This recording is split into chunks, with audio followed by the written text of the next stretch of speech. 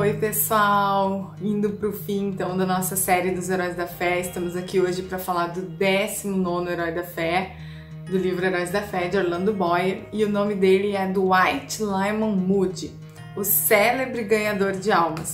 Aconteceu numa campanha que Moody e Sankin, que era o seu companheiro que cantava nas campanhas, era uma campanha na Inglaterra para ganhar almas, e a segunda-feira estava reservada para um discurso aos materialistas.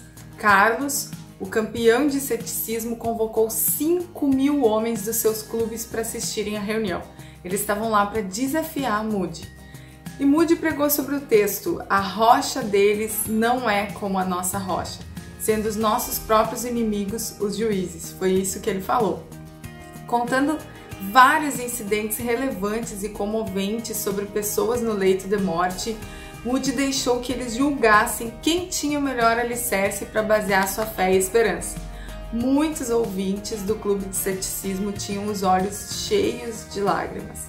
A grande massa de homens demonstrava o mais determinado desafio a Deus, mas Moody foi atacando os pontos mais vulneráveis, o coração e o lar. Ao findar, Moody convidou-os para cantar e pediu que abrissem as portas, para que quem quisesse sair, ficava livre para sair. Depois eles fariam um culto e convidariam aqueles que desejassem aceitar o Salvador. Ninguém saiu. Os homens se levantaram, cantaram e sentaram-se novamente. Aí ele falou assim: quero explicar-lhe 4 palavras: recebei, crede, confiai e aceitai. E ele falou sobre a palavra receber, fez um apelo. E mais ou menos os 50 homens que estavam de pé, assim, nas laterais, responderam: quero, eu quero. Um homem exclamou: eu não posso. Moody explicou o sentido da palavra crer e fez o segundo apelo: quero crer. E alguns aceitaram também. Um homem bradou do auditório: eu não quero. E Moody, movido pela compaixão, ele respondeu em voz quebrantada, porque dizer eu não quero poderia levar a alma daquele homem à perdição. Então por isso Moody se encheu de compaixão e ele falou assim: todos os homens que estão aqui essa noite têm de dizer eu quero ou eu não quero. Mas é claro que ele preferia que as pessoas dissessem eu quero, mas eles tinham que ter a chance de entender. Então ele falou sobre a história do filho pródigo e ele falou assim: a batalha é sobre o querer, só sobre o querer. Aí ele falou que o filho pródigo falou assim: levantar-me-ei e irei ter com meu pai. O querer foi dominado. Então ele trouxe essa interpretação. Senhores, tendes aí em vosso meio o vosso campeão, que disse eu não quero. Eu desejo que todos que acreditam que esse campeão tem razão, levantem-se e sigam seu exemplo. Para surpresa geral, todos ficaram quietos. Houve grande silêncio, até que Moody interrompeu. Graças a Deus. Ninguém disse eu não quero. Agora, quem dirá eu quero?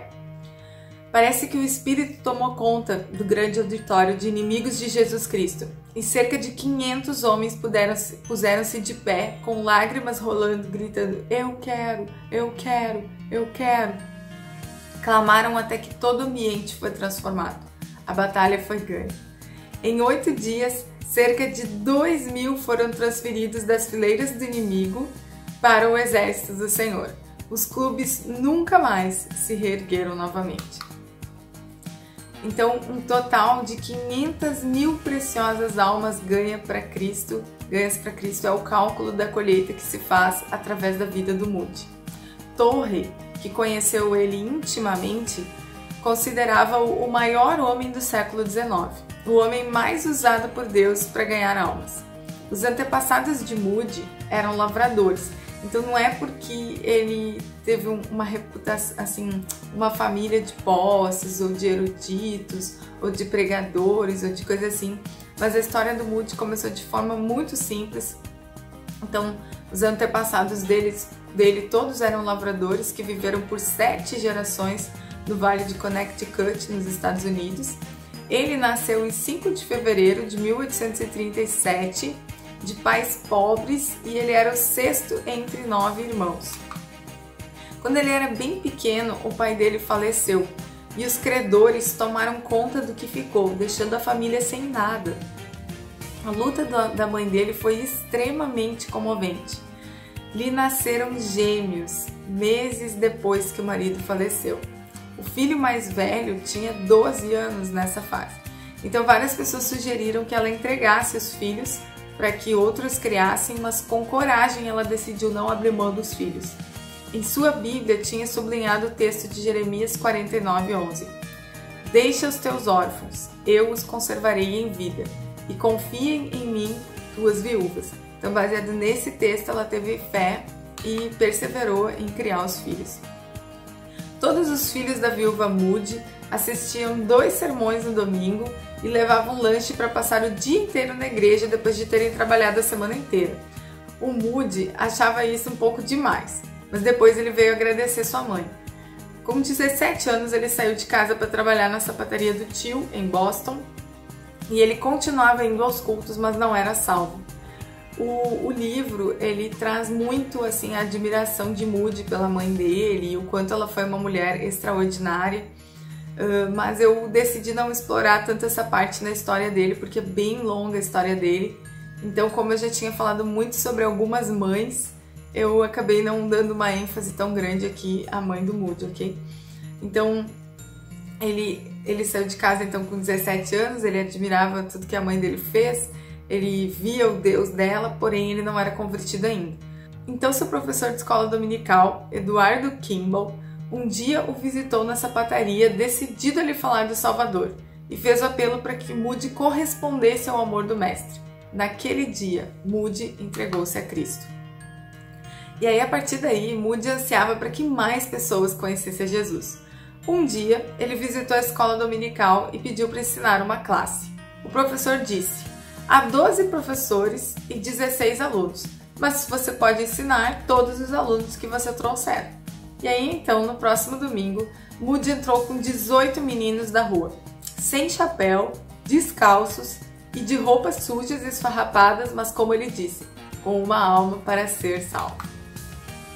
Cada vez ele levava mais alunos. Teve que alugar outro prédio para outra escola. Moody não ensinava, mas ele arranjava professores, pagava aluguel e providenciava o pagamento de todas as despesas, ele se empenhava muito.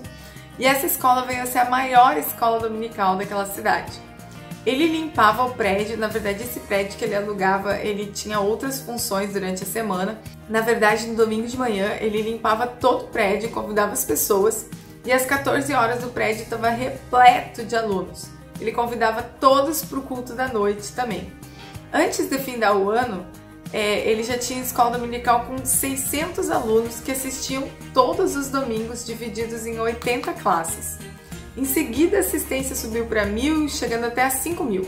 Moody também se dedicava ao comércio e ele sonhava em ser um multimilionário, mas o mestre tinha outros planos para ele, ou melhor, planos maiores para ele.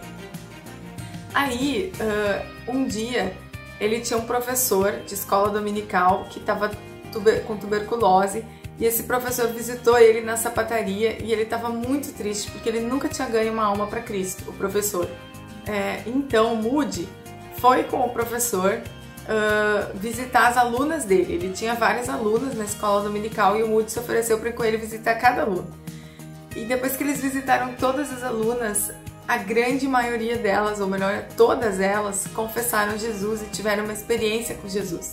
E esse professor ficou muito grato, muito feliz e se despediu de todas elas para ir fazer o tratamento em outra cidade. Mas a partir dessa experiência, Moody perdeu todo o interesse pelo comércio, porque ele experimentou um outro mundo e não queria mais ganhar dinheiro, mas ele queria ganhar almas para Cristo. Isso mudou a vida dele. Então, com a idade de 24 anos, ele se casou e em seguida ele decidiu deixar seu excelente emprego. Perguntaram para ele como iria se manter. Ele disse: Deus me suprirá de tudo, se Ele quiser que eu continue, e continuarei até ser obrigado a desistir. Então a sua vida foi ficando cada vez mais simples até ele ter que dormir nos bancos da igreja. Moody era totalmente desprendido. Ele poderia ter ganhado milhões com as vendas dos seus inários, mas ele recusou tudo isso. E apesar de tudo, ele ainda agia muito baseado nos seus próprios esforços. Aí então ele fez uma viagem para Inglaterra e assistiu um culto de Spurgeon que mudou a visão dele. Mas o que mais mudou, na verdade, a vida é que ele viu o Spurgeon pregando cheio de poder do Espírito, cheio da unção do Espírito Santo. Então ele ficou impactado com aquilo, que ele queria pregar assim também. Mas além disso, teve uma experiência que mudou de verdade a vida dele e o levou a buscar uma experiência com Cristo. E foram as palavras proferidas por Henrique Varley. Aí as palavras são essas, essa frase é muito famosa, né? Sempre que se fala do Moody, se fala dessa frase. Então o Henrique Varley falou assim: o mundo ainda não viu o que Deus fará com e para e pelo homem inteiramente entregue a ele. Aí Moody disse consigo mesmo. Ele não disse um homem rico, um homem eloquente, nem inteligente, mas simplesmente por um homem totalmente entregue a ele. Eu sou um homem e cabe ao homem mesmo resolver se deseja ou não consagrar-se assim. Estou resolvido a fazer todo o possível para ser esse homem. Então naquele dia Moody se comprometeu a ser um homem totalmente entregue, totalmente rendido a Cristo. Porém Moody quando ele voltou para os Estados Unidos, viveu por seus próprios esforços. Mas um dia teve um incêndio em Chicago e toda ela foi reduzida a cinzas. Em 1871, na noite do incêndio, ele deu ao auditório uma semana para pensar sobre a cruz e não fez apelo. Então, a pregação dele, antes de acontecer o incêndio, ele falou para o pessoal assim: vão, pensem e na semana seguinte vocês voltem e enquanto isso fiquem ponderando sobre a cruz. E aí ele não fez apelo. E aí naquela noite houve um incêndio e muitos morreram, a cidade foi devastada e ele se arrependeu amargamente. Ele orou muito pedindo perdão. O incêndio durou 4 dias, queimou Farwell Hall e sua casa, acho que Farwell Hall era a igreja, e sua casa. E ele foi a Nova York pedir dinheiro para reconstruir a igreja, enfim. Só que ele não conseguia orar por dinheiro. Ele só clamava para que o Senhor enchesse ele do seu espírito. Ele, Pai, me enche do teu espírito. A presença de Deus era mais importante que o dinheiro. Aí o Moody fala assim: um dia, não sei nem como descrever, mas Deus se revelou a mim. E tive uma experiência tão grande com seu amor que presenciei pedir que retirasse de mim sua mão. Voltei a pregar e a diferença era que centenas se convertiam. Todos esses heróis geralmente têm um dia de um encontro com Deus, né? Esse foi o do Moody. Construíram um templo provisório de madeira, em meio às cinzas da cidade, ficaram ali por 3 anos e Moody morava ali com Sankey, que era o companheiro dele. O Sankey cantava, né? Era um músico da equipe, digamos. E eles eram tão pobres como todos os demais, mas cheios de esperança e frutos. Eles construíram um templo então permanente depois de 3 anos. Esse templo comportava 2.000 pessoas. Depois Moody voltou para a Inglaterra, só que agora cheio da unção do Espírito. E aquelas igrejas frias que ele encontrou lá foram tomadas por uma onda de avivamento, que começou através da vida do Moody, começou lá, mas tomou o mundo. Moody viajou por vários países e esse avivamento foi indo por vários países. Moody afirmou: se estamos cheios do Espírito e de poder, um dia de serviço vale mais que 1 ano de serviço sem poder. Que palavra, né? Que essa palavra dele possa nos consolar, nós que aparentemente ficamos 1 ano parados por causa da pandemia, mas um dia cheio de poder vale mais que 1 ano de serviço sem poder. Então que a gente possa viver dias cheios de poder. O período em que Moody esteve na Europa durou em torno de 4 meses. Ele pregou nos maiores centros e o alcance em cada um desses locais chegava a 600.000 pessoas. O alcance em cada país, né? Podemos dizer que milhões de pessoas foram tocadas por esse avivamento. Uma característica do avivamento, uma característica marcante, é que as denominações se unem em prol da causa do reino. E isso também aconteceu nesse avivamento. As diferenças doutrinárias não impediam que as denominações caminhassem juntas em prol do reino. Alguém falou sobre Moody: ele era o homem mais humilde que já conheci. Sempre engrandecia os outros e sempre que possível arranjava para eles pregar. Fazia tudo para não aparecer. E aí então, uma vez ele ofereceu para alugar um circo e as pessoas para fazer uma campanha, E os donos do circo até deram risada, falaram assim, mas tem espetáculos no final de semana e o senhor vai se incomodar com isso, e ele alugou mesmo assim. Resultado, e era um calorão.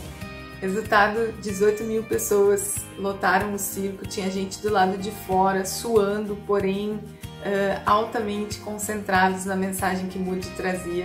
E os espetáculos do circo ficaram vazios, a ponto dos donos do circo alugarem todos os horários para o Moody, porque Deus era com ele. Porque os auditórios lotavam por causa da presença do Espírito Santo na vida desse homem. Então são muitos relatos acerca das pregações de Moody e de seus auditórios mega lotados. Teve uma vez, inclusive, que para pregar, Moody precisou entrar pela janela. De tão lotado que estava o auditório, não conseguiu abrir as portas mais e ele teve que entrar pela janela. Mas apesar de tudo isso, Torrey declarou assim, Torrey era um grande amigo de Moody. Ele declarou assim, quero testificar que Moody era maior como intercessor do que como pregador. Enfrentando obstáculos aparentemente invencíveis, ele sabia vencer todas as dificuldades. Sabia e cria no mais profundo de sua alma que não havia nada demasiadamente difícil para Deus fazer e que a oração podia conseguir tudo o que Deus pudesse realizar. Então, não tem nem como mencionar tudo o que aconteceu com Moody como pregador, o número de pessoas para quais ele pregou, o número de pessoas que se converteram, mas um amigo íntimo dele disse que ele era maior como intercessor do que como pregador. Como eu venho dizendo, há 19 heróis, eis aí o segredo. Alguém que ora, alguém que intercede. Em sua grande campanha em Londres, uma vez, essa história é interessante, estava um membro da família real assistindo. E enquanto ele estava pregando, ele não conseguia falar a palavra Eliseu. Ele balbuciou 3 vezes e não conseguia continuar. Então, com o coração constrangido, assim, ele orou assim, Pai, tu pode usar um gago como eu. Não consigo falar, mas tu pode me usar. E então o fogo do céu veio de forma extraordinária sobre o auditório e todos tiveram certeza que Deus estava ali, que Deus era com Moody, né? Foi durante essa segunda visita dele às Ilhas Britânicas que ocorreu o que eu contei no começo do vídeo, aquela história com os clubes, né, de ceticismo. Que para alguns essa foi a maior façanha de Moody, foi calar 5 mil céticos, né, e inclusive alguns 2 mil mais ou menos terem se convertido.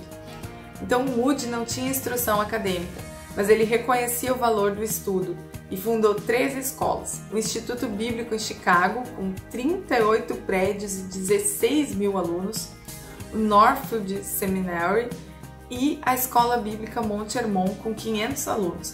Na verdade, tanto a Escola Bíblica quanto o Northfield Seminary tinham 500 alunos.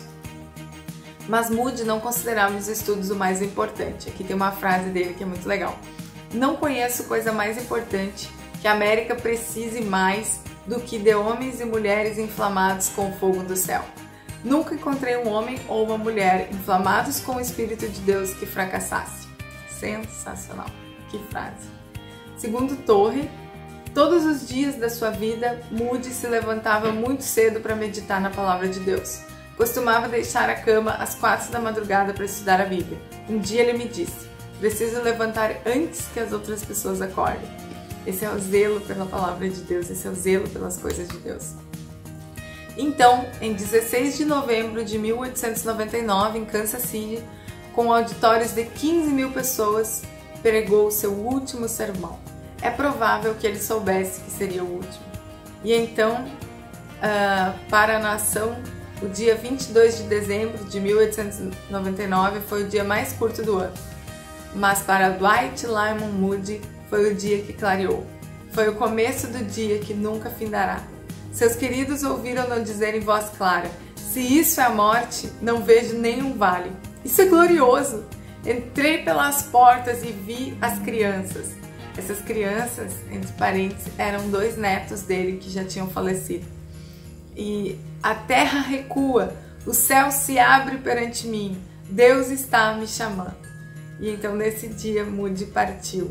E para começar o dia que nunca termina, né? A sua vida com Deus.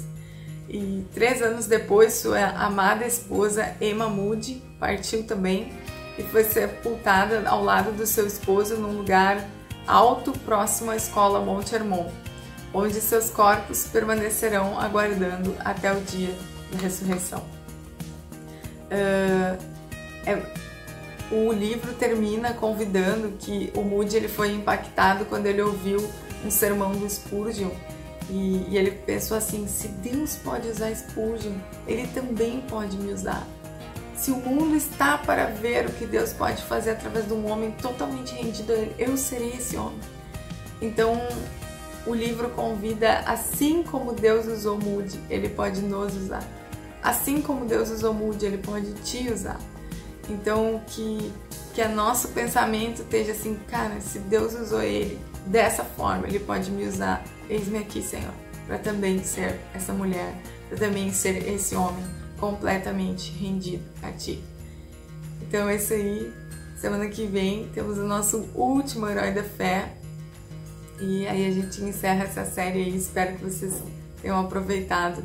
Deus abençoe cada um. Valeu!